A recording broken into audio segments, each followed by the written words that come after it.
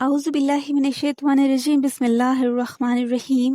اللہ کے نام سے شروع جو بہت مہربان نہایت رحم کرنے والا ہے۔ السلام علیکم، یہ میرا چینل ہے Muhammad peace be upon him lovers. اس کو لائک کریں، سبسکرائب کریں، شکریہ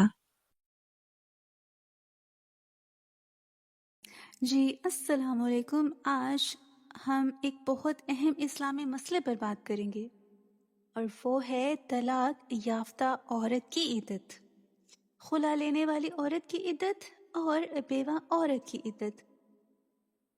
بعض لوگ عدت کو صرف ایک رسم سمجھتے ہیں، لیکن اسلام میں عدت اللہ تعالیٰ کا مقرر کردہ شرعی حکم ہے۔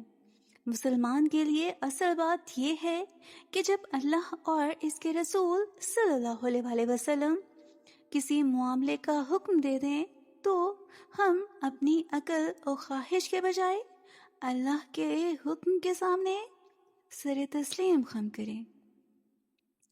سب سے پہلے یہ سمجھ لیجئے کہ عدت ہے کیا۔ عدت وہ مقررہ مدت ہے جو نکاح ختم ہونے کے بعد عورت کو شرعاً گزارنی ہوتی ہے۔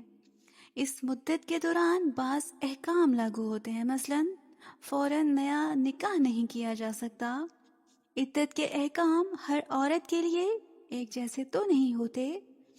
طلاق، خلا، وفات شوہر اور حمل کی حالت میں مدت مختلف ہو سکتی ہے۔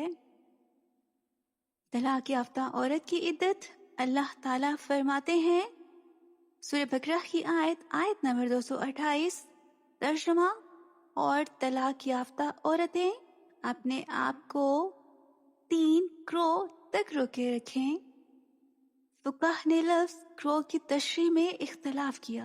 برصغیر میں رائج فقہ حنفی کے مطابق عام طور پر اسے حیض کے ادوار کے اعتبار سے شمار کیا جاتا ہے، جبکہ بعض دوسرے فقہ نے اس سے طہر مراد لیا۔ اس لیے عملی طور پر اپنی مخصوص صورت میں کسی مستند عالم یا مفتی سے رہنمائی لینا بہت ضروری ہے۔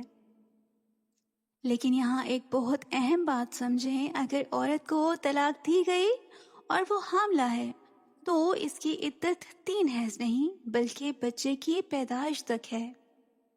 اللہ تعالیٰ فرماتے ہیں، اور حاملہ عورتوں کی عدت کی مدت یہ ہے کہ وہ اپنا حمل وضع کر دیں۔ یہ سورہ اطلاق کی آیت نمبر 4۔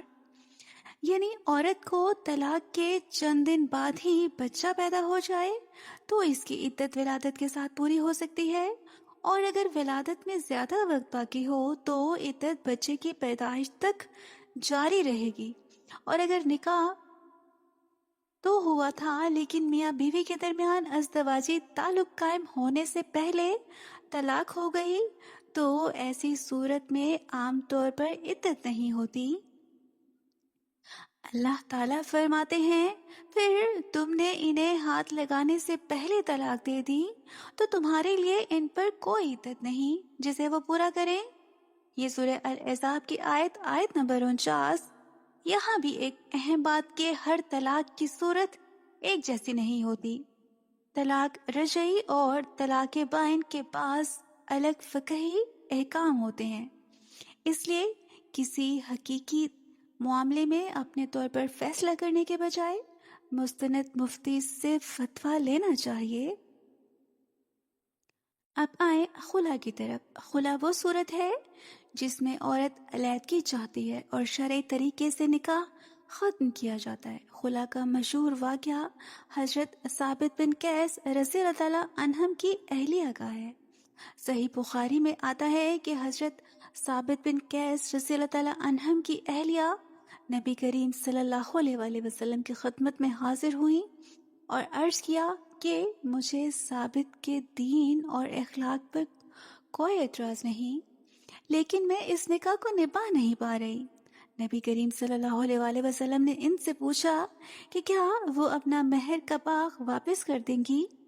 انہوں نے عرض کیا جی ہاں۔ تو رسول صلی اللہ علیہ وسلم نے حضرت ثابت رضی اللہ تعالیٰ عنہم سے فرمایا کہ باغ لے لو اور انہیں جدا کر دو۔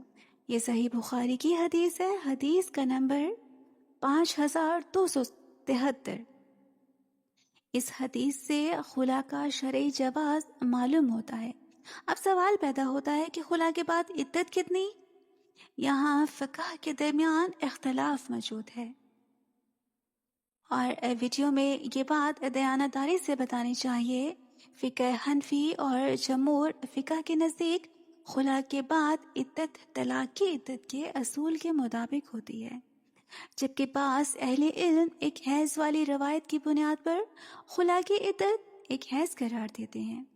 اس لیے اگر آپ پاکستان میں فقہ حنفیہ کے مطابق عمل کر رہی ہیں تو اپنے مستند عالم دین سے اپنی مخصوص صورت کا حکم معلوم کیجیے۔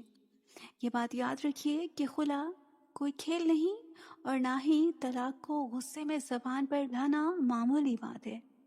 نکاح ایک بہت مضبوط عہد ہے۔ اللہ تعالیٰ فرماتے ہیں اور انہوں نے تم سے ایک مضبوط عہد لیا۔ یہ سورہ نساء کی آیت نمبر 21۔ یعنی نکاح صرف ایک دنیاوی معاہدہ نہیں بلکہ ایک مضبوط ذمہ داری ہے۔ اس لیے میاں بیوی کو چاہیے کہ معمولی اختلاف پر فوراً طلاق اور خلا کی طرف نہ جائیں، بلکہ اصلاح، صلح اور سمجھداری کی کوشش کریں۔ اب بات کرتے ہیں بیوہ کی عدت کی۔ اگر عورت کا شوہر فوت ہو جائے تو اس کی عدت کا حکم الگ ہے۔ اللہ تعالیٰ قرآن مجید میں فرماتے ہیں، یہ سورہ بقرہ کی آیت نمبر 234، اور تم میں سے جو لوگ وفات پا جائیں اور بیویاں چھوڑ جائیں وہ عورتیں اپنے آپ کو 4 مہینے اور 10 دن تک روکے رکھیں۔ لہٰذا جس عورت کا شوہر فوت ہو جائے اس کی عام حالت میں عدت 4 قمری مہینے اور 10 دن ہے۔ یہاں ایک اہم بات سمجھیں، بیوہ عورت کی عدت کا حکم اس بات سے ختم نہیں ہو جاتا کہ رخصتی ہوئی تھی یا نہیں۔ اگر نکاح صحیح طور پر ہوا تھا اور شوہر کا انتقال ہو گیا تو وفات کی عدت کا حکم اپنی جگہ ہوتا ہے، لیکن اگر بیوہ عورت حاملہ ہو تو اس کی عدت بچے کی پیدائش تک ہے، چاہے ولادت شوہر کی وفات کی نسبتاً جلد بعد ہو جائے۔ اس مسئلے کی دلیل سورہ طلاق کی آیت نمبر 4۔ اور حاملہ عورتوں کی عدت یہ کہ وہ اپنا حمل وضع کرتے ہیں، اس کی وضاحت حدیث میں بھی ملتی ہے۔ حضرت سبیہ اسلمیہ رضی اللہ تعالیٰ عنہا کے شوہر کا انتقال ہوا جبکہ وہ حاملہ تھی۔ شوہر کی وفات کے بعد انہوں نے بچے کو جنم دیا، پھر رسول اللہ صلی اللہ علیہ وسلم نے ان کے بارے میں ولادت کے بعد عدت پوری ہونے کا حکم بیان فرمایا، اور یہ صحیح بخاری کی حدیث ہے 5320۔ صحیح مسلم میں بھی موجود ہے۔ صحیح مسلم میں اس کا نمبر 1484 ہے۔ بیوہ عورت کے سوگ کے بارے میں حدیث، رسول صلی اللہ علیہ وسلم نے فرمایا کہ کسی عورت کے لیے کسی میت پر 3 دن سے زیادہ سوگ منانا جائز نہیں، سوائے شوہر کے جس پر 4 مہینے 10 دن سوگ ہے۔ یہ سورہ بخاری کی حدیث نمبر 5334۔ اس مدت میں بیوہ عورت کے لیے شریعت نے سوگ کے احکام مقرر کیے، لیکن ہمیں یہ بھی یاد رکھنا چاہیے کہ اسلام نے بیوہ عورت کو بے سہارا یا حقیر نہیں سمجھا۔ اسلام نے اس کے حقوق مقرر کیے، اس کے ساتھ حسن سلوک کی تعلیم دی، اس کے لیے نکاح کو جائز رکھا اور معاشرے کو اس کی مدد کی ترغیب دی۔ اب سوال ہو جائے کہ عدت کے دوران عورت کہاں رہے، یہ مسئلہ بھی تفصیل رکھتا ہے۔ عدت کے دوران رہائش گھر سے نکلنے اور ضروری کاموں کے احکام میں مختلف حالات اور فقہی تفصیلات ہوتی ہیں۔ ایک مشہور حدیث میں حضرت فریہ بنت ملک رضی اللہ تعالیٰ عنہا کو نبی کریم صلی اللہ علیہ وسلم نے اپنے گھر میں عدت مکمل کرنے کی ہدایت دی۔ یہ حدیث سنن ابی داؤد میں موجود ہے، حدیث کا نمبر 2300۔ لہٰذا کسی عورت کو عدت کے نام پر اپنی طرف سے سختیاں نہیں کرنی چاہیے اور نہ دوسروں کو بغیر علم کے پابندیاں لگانی چاہیے۔ بیماری، علاج، عدالت، ضروری کام، حفاظت اور دیگر حالات میں شرعی تفصیلات مختلف ہو سکتی ہیں۔ آخر میں ایک ضروری پیغام، میری بہنوں، عدت عورت کی سزا نہیں ہے، یہ اللہ تعالیٰ کا مقرر کردہ حکم ہے، اور اللہ کے ہر حکم میں حکمت ہے، چاہے ہماری عقل اور حکمت کو پوری طرح سمجھ نہ سکے یا سمجھ نہ پائے۔ طلاق ہو، خلا ہو، شوہر کی وفات ہو، یا عورت کی زندگی کے انتہائی نازک اور جذباتی مرحلے ہو سکتے ہیں، ایسے وقت میں خاندان کا کام تانے دینا نہیں بلکہ سہارا دینا ہے۔ کسی طلاق یافتہ، خلا لینے والی یا بیوہ عورت کو کمتر سمجھنا بہت بڑی ناانصافی ہے۔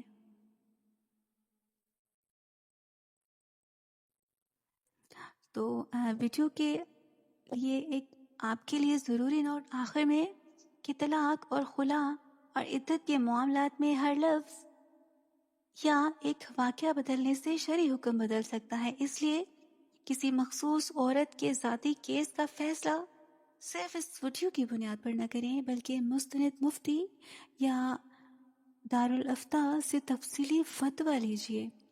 تو ممکن ہے کہ آپ کو بہت سی باتیں جو ہے وہ کلیئر ہو گئی ہوں گی۔ تو چلیں اجازت دیجیے، اللہ حافظ۔